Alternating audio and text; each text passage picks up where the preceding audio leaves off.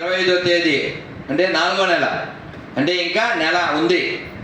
4వ నెల ఏప్రిల్ 25వ తేదీ నుంచి 1వ తారీఖు మే నెల వరకు Shri Gururaja high school NGO colony నంద్యాలలో 13 సంవత్సరాలు పైబడిన బాలబాలికలకు గృహిణులకు శిక్షా వర్గం ఉంది.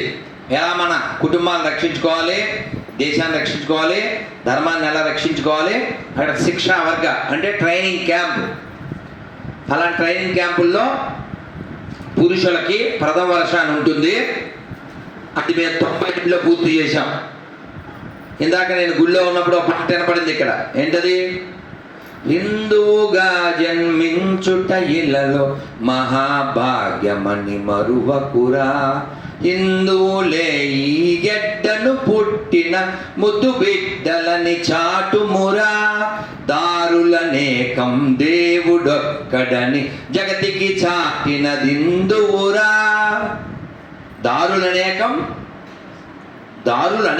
దేవుడొక్కడని జగతికి చాటినది హిందువురా. మనం ఒక్కడనే చెప్తాం దేవుణ్ణి ఏ పేరుతోనైనా పిలవచ్చని, దేవుని ఎలాగైనా కొలవచ్చని, ఎలాగైనా తలవచ్చని.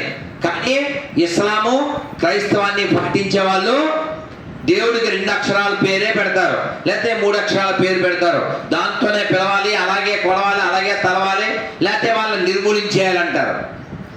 ఈ ప్రపంచం అంతా ఎవరిది? భగవంతుడిది. ఎవరు చెప్పారు? ఈశోపనిషత్తు ఏమని చెప్పింది? ఈశావాస్యమిదం సర్వం యత్కించ జగత్యాం జగత్ తేన తంతేన భుంజిధామకృతక సిద్ధనం. ఈ ప్రపంచంలో కదిలేది కదలది అంతా భగవంతుడిదే. కాబట్టి ఫలానా మతం వాడు ఫలానా ఓ పుస్తకం పట్టుకొచ్చి ఇదంతా మేం చెప్పినట్టే ఉండాలి అంటే దాన్ని ఏమంటారు? పైశాచికం. కాబట్టి అటువంటి మతాల నుంచి మనం మన దేశాన్ని, మిగిలిన ప్రపంచాన్ని కూడా రక్షించాలంటే మనం బలంగా ఉండాలా?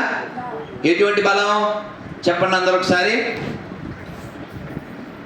శారీరక, మానసిక, ఆర్థిక, ఆధ్యాత్మిక, సామాజిక, రాజకీయ ఈ బలములు సదా మేము కలిగి ఉండుటకే ప్రయత్నించదము.